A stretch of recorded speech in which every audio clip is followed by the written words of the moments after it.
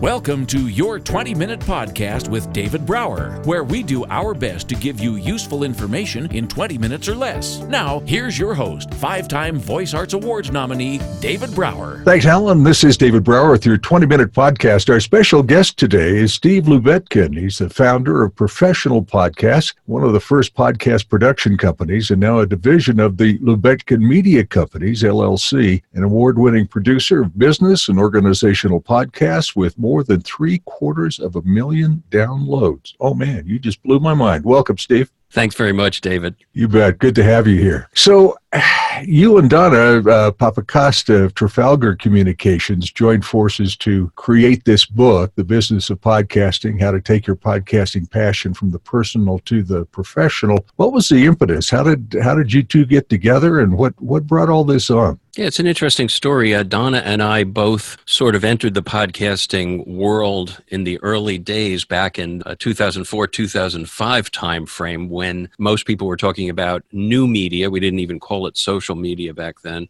Right. And new media primarily was blogging, but there was this small subset of bloggers who were doing this thing called podcasting. And both of us recognized that it could be a valuable tool for corporate and organizational clients who wanted to extend the reach of their subject matter expertise to people who maybe didn't want to read a white paper or a brochure. And we both kind of independently set ourselves up as podcast producers and content creators. And we had known each other online through a number of different networking groups and organizations, and finally met around 2006, 2007 at a new media conference that was held out in California. And shortly after the conference, Donna contacted me and said, I've got this idea for a book about making a business out of podcasting, and I think we should write it together. And I thought that is exactly the right subject for both of us, because I had been thinking about the same thing. In my podcasting practice, I had found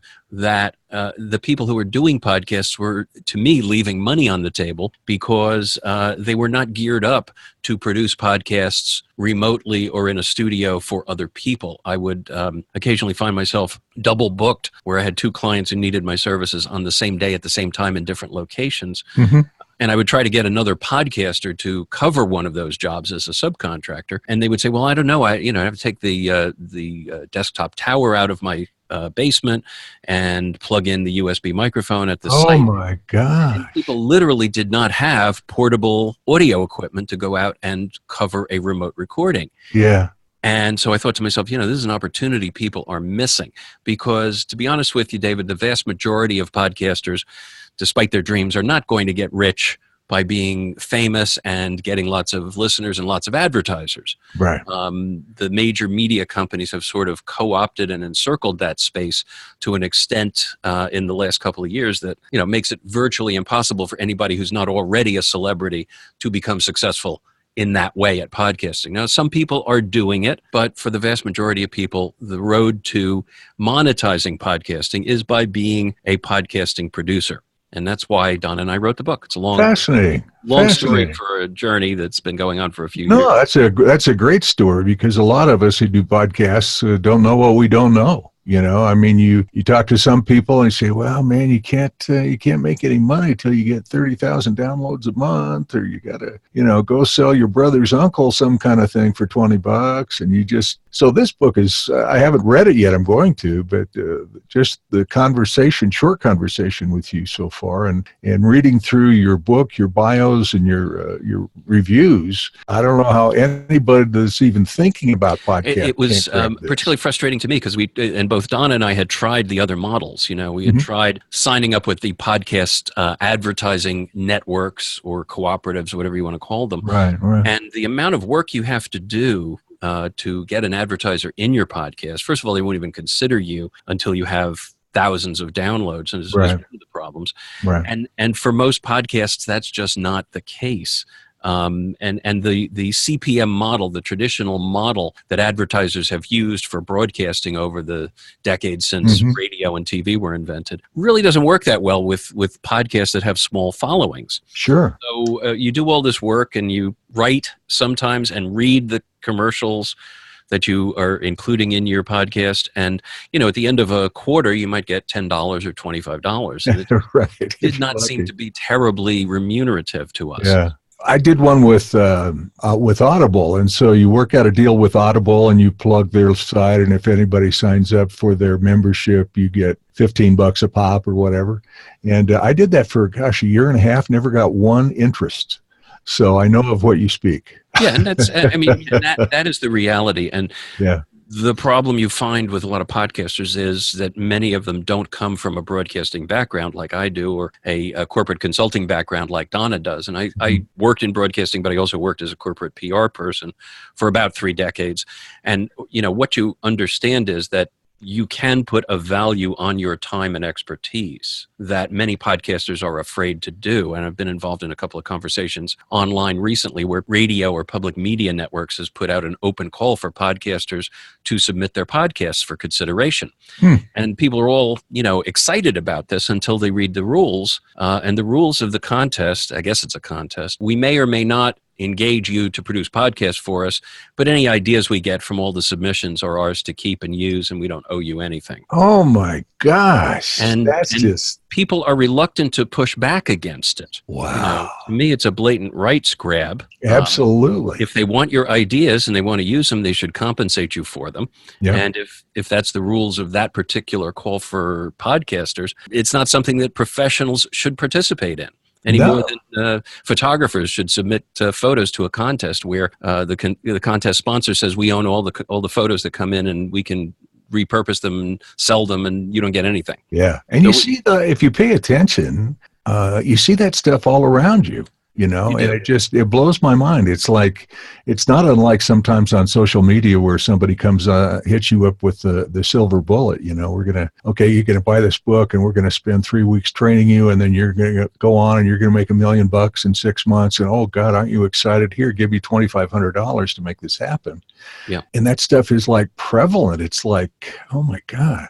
So the most common one is, this is great exposure for you. There you go. Yeah, absolutely. And my response to that is people die of exposure. And the other one that I get occasionally is, do you barter? Oh. And my response to that is, yes, I barter podcasts for cash. There you go. Good answer. Yeah, we did. I was in radio for a very long time. And so, yeah, barter and trades were close to my heart back in the day, but that was a few lifetimes ago. Sure. So you've got amazing reviews on your book. How long has it been out? It's been out a couple of years now. I guess we're coming up on oh my goodness, almost the 4th anniversary. I guess it's time to write another one. There you go. We put the book out in 2015. We've been making the rounds and talking to people about it. I think it's still relevant. I think the concept of producing podcasts for people is more important today than ever, because one of the things you see in corporate America is now, podcasts are the latest and greatest that everybody seems to feel they need. And even senior corporate executives who may not be technologically familiar with social media,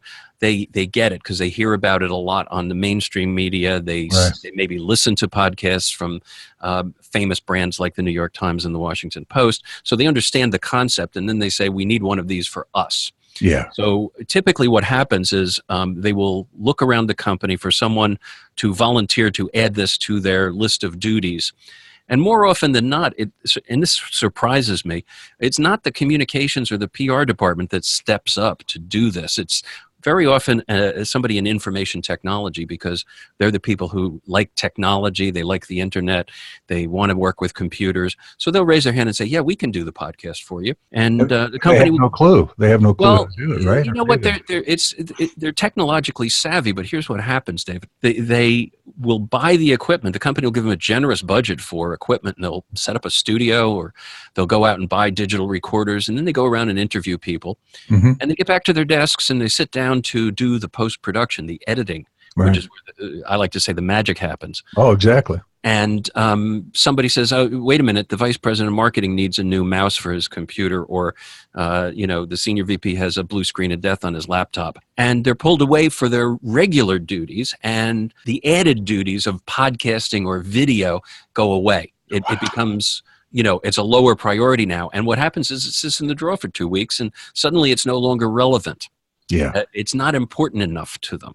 And so the model that Donna and I describe in our book is the podcast consultant model, where a company goes to a vendor like Donna or me and says, turnkey operation, help us produce a podcast. They don't have to worry about the back end stuff, the editing, Right. the recording, all of that stuff. We already have that stuff. Yeah. And they can concentrate on preparing their subject matter experts to give the best possible presentation in a conversation. That way, they can get podcasting done on a reliable, ongoing basis, because it has to be ongoing. Absolutely. It can't Absolutely. be one and done. Even video shouldn't be, let's do a video. It should be a commitment to tell the story in that format on an ongoing basis. Absolutely. Well, even back in the day when you first started with this stuff, before anybody called it social media, and those people that were getting into blogging and those kinds of things, it was all about content, no matter what you were doing, and putting out some kind of consistent content to reach people in a meaningful way and build relationships doing that stuff, so that you have an ongoing system to grow with. And now you're just taking it to a whole new level. Honestly, I've never heard of podcast producers, and I would love to do that, because I've got all the toys. It's actually been a very satisfying career, Yeah. a second career, if you will, because I left the corporate world in 2004 and reinvented myself as a podcast producer. And it's kind of ironic, because as a teenager, I was hit by the radio bug. Yep, me too. I got to spend an afternoon in a radio studio at a local military base where my father worked, and I came home and set up a pretend studio in my parents' basement and started making pretend radio shows. No. 45 years later, I'm still in the basement, and I'm still making pretend radio shows, but I actually get compensated for them. How fun. How fun. Yeah, I was in radio for 28 years, and then I got in the corporate world and got out of that in 2008 and moved into voiceover work. I do that full time. Yeah. And so I've got all the toys, and I love all that stuff. So I'm fascinated to grab your book and take a look at it. I want to learn from you too, the magic of being a podcast producer. I think that would be just fascinating. Well, I think it's a great way for someone who has the audio and video skills. Right. And, I did not have the video skills initially. I had a background in photography, and when clients early on started asking me about video, I realized I had to expand the business to include video. So we geared up for that as well. And now I have a fully functional TV studio in the basement of my home. And I've produced some really cool stuff here, as well as out on the road. How fun. How fun. And so as far as you doing the producing, getting out on the road, doing the audio, video, when did those pieces start to come together to where you felt like it was really becoming a value to your clients? Well, I started with the audio podcasting the end of 2004.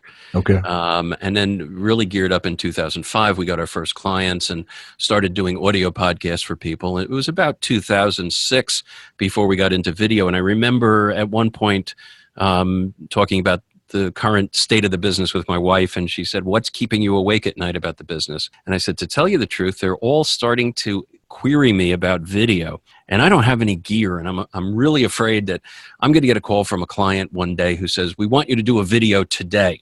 Yeah. And I'm going to have to scramble because I don't have anything. And she says, "Well, go on eBay and look for some used equipment."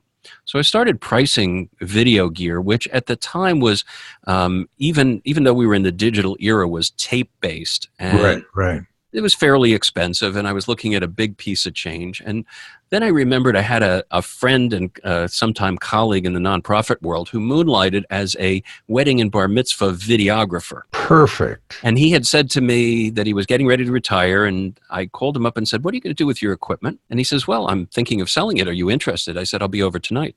Oh my gosh. And I basically bought everything he had. Some of it was quite old and, very hot video lights that had batteries that weighed 6 tons and lasted for about 5 minutes. Yep. But he had mics and cables, and he had 2 very good early generation digital video cameras with the mini DV tapes. Oh, okay. And that was the way we got into it. And I wrote the check and I crossed my fingers, because I'm not one of these people who believes in build it and they will come. Right. I was in business long enough to get burned a couple of times where I built something. I laid out the money for what I thought was going to be a client engagement that didn't happen, and I was stuck on the hook for that money. Yeah.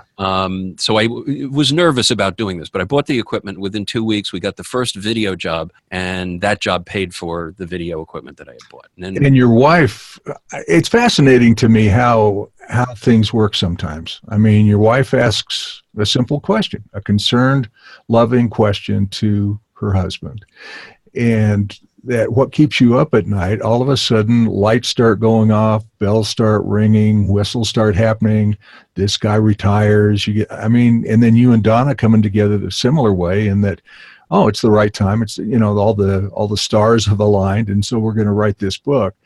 And I love stories like that where things just organically seem to happen. It was meant to be. As I exited from the corporate world, I did take a couple of opportunities before I committed full time to being an entrepreneur. I took a couple of opportunities to go on job interviews, to try to re-enter at another company. And, all of the signposts, David, were pointing the other way. Right. Every time I went on an interview, I would go into a room and they'd introduce me to someone and say, this is the managing director. And she was 26 years old. Exactly. And, it just was not going to be a fit. Whatever the reason, I was going to end up on the outside, and there was nothing else I could do about it except reinvent. And so that's what I did. I love, when my wife and I first got married, I said, one of the things you need to know about me is I reinvent myself about every 2 years. You have to. You have to. And I love change. I embrace it. Drives her crazy, but that's okay. And you got to do that, put your toe in the water. At some point, like you did, you're testing the water, but actually you're testing your own comfort zone. Am I really ready to get out of my comfort zone and try something new? What's interesting, too, is that, just as you say, my business has reinvented and remixed over the years. We've been in business a little over 14 years now. And the mix of clients has changed and ironically has swung back in the direction of the news media, which is where I first started as a newspaper print reporter and a broadcast news reporter. I'm back doing that again. I'm doing some reporting for a commercial real estate news website, which I've integrated my audio and video reporting with. I do a daily radio newscast for an internet streaming radio station. And so, all of that stuff has come full circle in a lot of ways, in addition to the corporate work. That is so cool. You have to be in. I got goosebumps over that, man, to be honest with you, because I think that it is so cool when you get in a place where life does come full circle and you're in this zone where you're going, I'm just having the best time ever. And people are just enjoying my stuff. And it's a unique place in the world that not everybody gets to enjoy. That's really true. Yeah. Fascinating. So are you working on a second book? I have an idea for a second book, and you'll appreciate the title. The working title is Management Lessons from the Radio Control Room. And what it will be is a collection of stories of things that happened to me when I was working on the radio back in the day. Things, some of them couldn't even happen to you today. Right. Things like the 7-second delay tape loop breaking while you're live on the air. Right, exactly. They don't use a tape loop anymore. But you learn things from those experiences, and I thought it might be fun to write them down in book form and share them, and then draw some management lessons from them. What's fascinating to me, the consistency of your reviews is how authentic your approach is, and the integrity that both of you bring to the table that people just immediately latch onto, because you don't run into both of those things at the same time very often in this world. Very kind of you to say. Hey, it's been a pleasure to talk to you, and I'm looking forward to getting your book right after we get off this call. Our discussion has been with Steve at Podcast Steve Lubetkin, founder of Professional Podcasts, and he's co-authored the book with Donna Papacosta of Trafalgar Communications. And again, the book you can get it on Amazon, The Business of Podcasting, How to Take Your Podcasting Passion from the Personal to the Professional. Steve, it's been a real pleasure, man. Thank you so much. Thanks for having me, David. Listen to Your 20-Minute Podcast with David Brower on the go. Downloads are available on YouTube, Twitter, Facebook, iTunes, iHeartRadio, Spotify, any podcast app, and on our website at davidbrowervo.com/Your 20-Minute Podcast. Until next time, thank you for listening.